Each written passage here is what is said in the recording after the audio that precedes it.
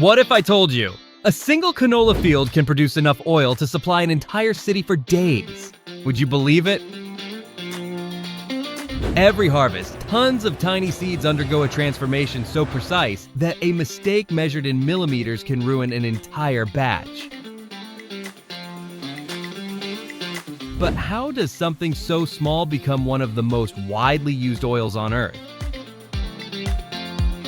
The story begins long before any machine roars to life.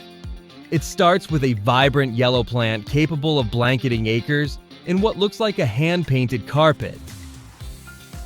Its blossoms conceal hundreds of delicate pods that, once mature, cradle the seeds that will fuel the entire production chain.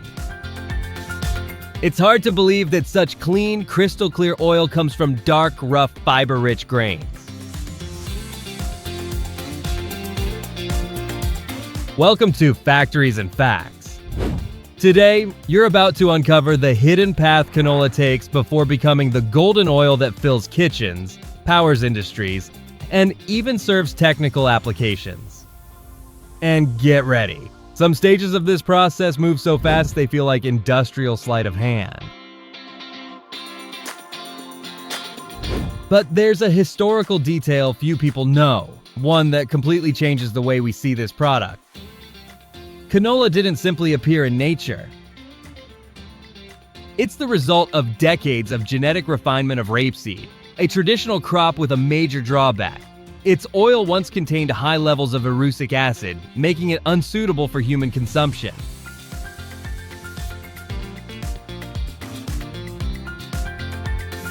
Only when Canadian researchers developed a low-acid variety did the world begin to see this ingredient's true potential. In fact, the name canola literally stands for Canadian oil, low acid. The oil we use today is the product of agricultural engineering, not untouched nature. Did you know that?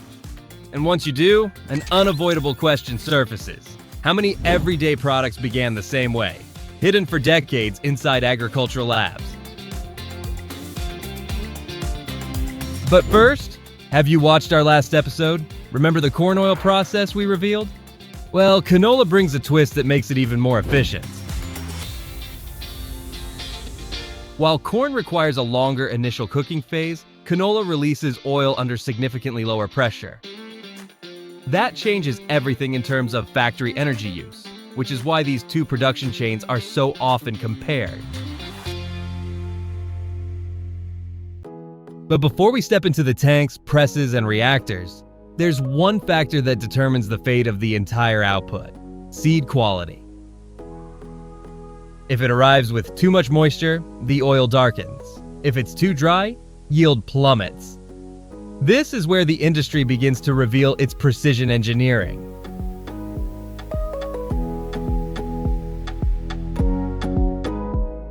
So tell me, did you already know canola had so many differences compared to corn, and even a secret past tied to rapeseed? Drop your thoughts in the comments. And make sure to subscribe to Factories and Facts, because now you're about to see how it all truly happens inside the factories. The true industrial journey of canola oil begins in the field, and it's far more intense than it appears. When the pods finally dry and split open, each acre can release up to 2 million tiny seeds, so small that any delay in harvesting allows the wind to carry part of them away. That's why the harvesters used in this process are incredibly fast, precise, and equipped with systems that resemble massive industrial vacuums, drawing in the seeds before they're lost. The moment they enter the machine, the seeds face their first challenge: separating valuable content from natural impurities. Bits of stalk, pod remnants, and even tiny fragments of soil are filtered out right there in the field. This pre-cleaning reduces transport weight and prevents unnecessary debris from reaching the plant. After all, everything that enters the process must be handled, and every gram matters when production runs on a continental scale. And the pace never slows. Right after harvest, the seeds are sent to massive drying silos. Even with careful handling, they still arrive with moisture levels that can compromise oil quality. Too wet and fermentation begins. Too dry and they become brittle, lowering extraction yield. It's a delicate balance of temperature, airflow, and time. What many people don't realize is that some modern silos rely on sensors analyzing hundreds of thousands of data points per hour, automatically adjusting the internal climate to keep the seeds stable. After drying comes one of the most overlooked, yet essential stages, deep industrial cleaning. Here, the seeds pass through vibrating screens, making it look as though tons of grain are dancing across metal platforms. Powerful magnets remove microscopic metal fragments, air currents sort seeds by weight, and optical color sorters discard imperfect kernels that could compromise final purity. This screening is so efficient that, in some facilities, just 0.5% of the raw material must be discarded. And here's a detail few imagine. During cleaning, part of the crop is separated not because of defects, but because of internal density. Denser seeds often contain higher oil content, so they're directed to specific lines that maximize yield.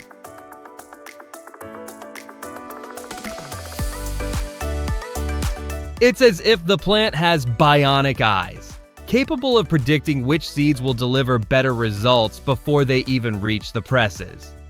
By the end of this stage, what remains is an almost perfect batch. Dry, clean, uniform, and ready for the machines that truly make the magic happen.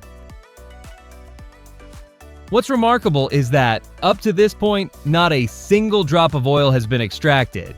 Yet 70% of the final product's quality has already been determined. Everything that happens from the press onward works only because this early preparation is carried out with near-surgical precision. And now, with the seeds ready, we enter the heart of the entire process, the mechanical and chemical transformation that will pull the oil from within. This is where the machines take center stage, and where many people are stunned by the force required to crush something so small. Ready to step inside? When the seeds finally reach the crushing floor, it's as if they cross into another universe. A universe ruled by brute force, heat, and millimeter-level precision. This is where canola oil is truly born, and it begins with something that seems simple: breaking the seed. They pass through massive steel rollers that perform the first crushing stage, cracking the hull and exposing the inner core. This stage, known as flaking, turns the kernels into thin sheets called flakes, compact, dark, and slightly oily. Their thickness is so critical that many plants calibrate the rollers to tolerances under 0.2 millimeters. Too thick and they trap oil, too thin and they crumble, disrupting the flow of machinery.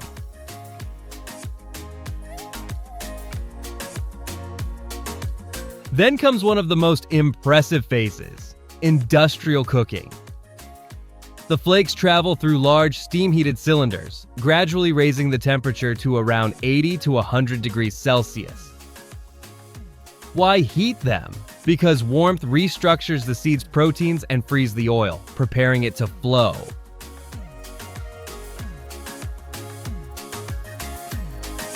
It's like letting butter soften before spreading it on bread. Except here, it happens at the scale of tens of tons per hour. Next, we reach the stage that truly commands attention: mechanical pressing. Picture a giant screw rotating inside a steel barrel, forcing the seed mass against a perforated wall. As the material moves forward, pressure climbs to extreme levels, high enough to make oil literally seep through the machine's walls. Each press generates continuous tons of force, and the sound resembles stone being crushed. But here's something many don't realize: pressing alone doesn't extract all the oil. Even after this intense compression, About 15 to 20% of the oil remains trapped in the solid mass known as canola meal. That's where a technology that often sparks debate comes in: solvent extraction. The crushed meal moves into long reactors where it's washed with hexane, a light solvent that dissolves the remaining oil with remarkable efficiency. Don't worry, that solvent does not remain in the final product. It's fully evaporated, captured, recycled, and monitored by sensors capable of detecting residues in parts per billion. The reason this step exists is simple. Without it, global supply wouldn't meet worldwide demand. Relying on mechanical presses alone would cut production nearly in half. After blending with the oil, the hexane is separated through heating and vaporization inside massive towers. A process so efficient that more than 99.5% of the solvent is recovered for reuse. What remains is a dark liquid known as crude oil, containing natural impurities, pigments, phospholipids, and compounds that must be removed before bottling. With that, the extraction phase comes to an end. A fusion of force, chemistry, thermal engineering, and millions of measurements per hour to ensure every drop is captured. Now the oil moves to the most delicate stage of all, deep refining, where it gains clarity, neutrality of flavor, and purity. This is where the industry truly demonstrates mastery over raw material. Ready to see how this crude oil transforms into a golden, translucent liquid stable for months? Let's step inside.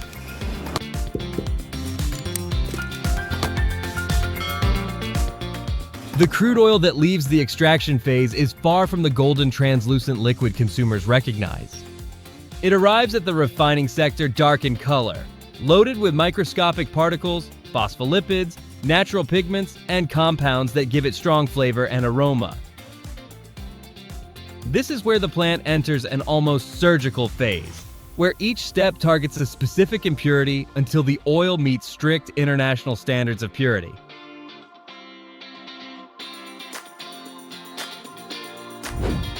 The first stage is degumming, designed to remove phospholipids, commonly called gums. The oil is blended with hot water or citric acid, causing these molecules to cluster like tiny clouds. High-speed centrifuges then spin them out, leaving the oil clearer and more stable. This removal is critical because gums can cloud the oil or accelerate oxidation.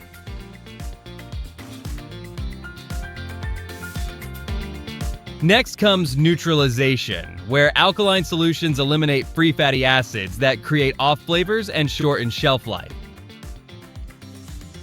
The reaction resembles a laboratory experiment on a massive scale. The alkali binds with the acids and forms soap stock, which is immediately separated.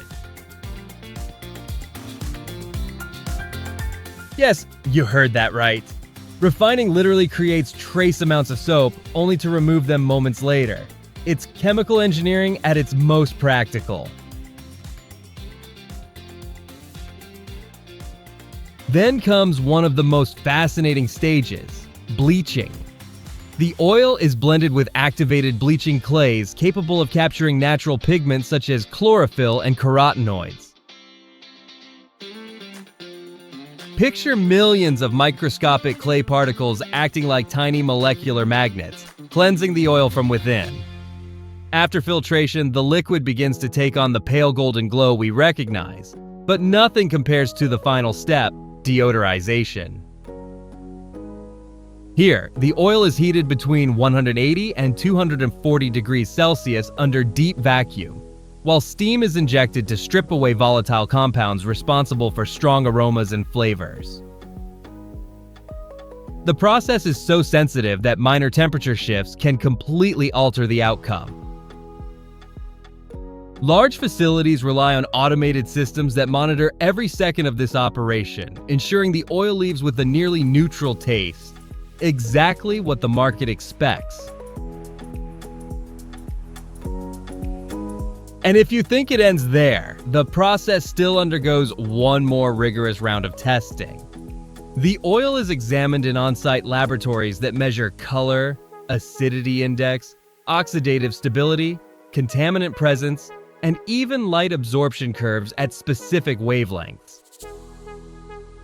These tests are so precise they can detect impurities equivalent to less than a grain of sand in an entire tanker truck of oil. Here's something few people realize. Refined canola oil can remain stable for months, even over a year, thanks to the near-total removal of compounds that speed up degradation. The combination of chemical and thermal refining transforms something dark, raw, and aromatic into a clean, smooth, and remarkably versatile oil. And now that the oil is ready, one final stage remains: getting it into the bottle. A process involving robots, optical sensors, and lines so fast they can fill hundreds of containers per minute. That's exactly what you're about to see next.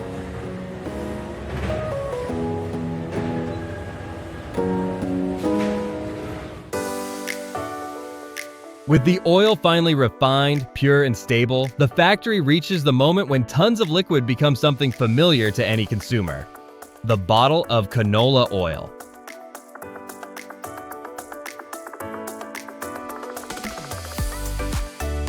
And this stage, as simple as it may seem, is one of the most automated in the entire chain. The process begins in buffer tanks, massive reservoirs that function like industrial water towers, ensuring a steady flow to the filling line. From there, the oil travels through constantly sanitized stainless steel pipelines where sensors monitor temperature, flow, and pressure. The goal is to keep the oil stable and prevent any contamination.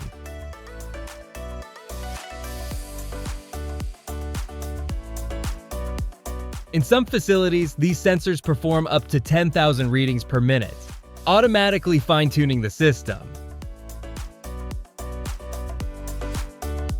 When the oil reaches the filling machines, the show begins. Precision equipment aligns hundreds of bottles per minute, positioning them under dispensing nozzles that fill each container with remarkable accuracy. The maximum variation allowed between bottles is usually less than 1 milliliter, and any anomaly causes the system to halt the line within milliseconds. After filling, capping and labeling take over. Caps are tightened with exact torque. Not loose enough to leak, not tight enough to damage the threads.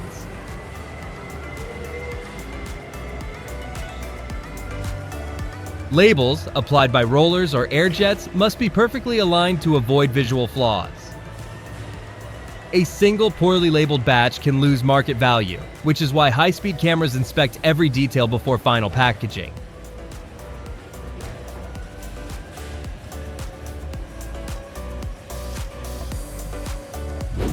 With everything in place, the bottles move on to packing. Palletizing robots stack entire cases onto platforms with geometric precision, preparing them for shipment.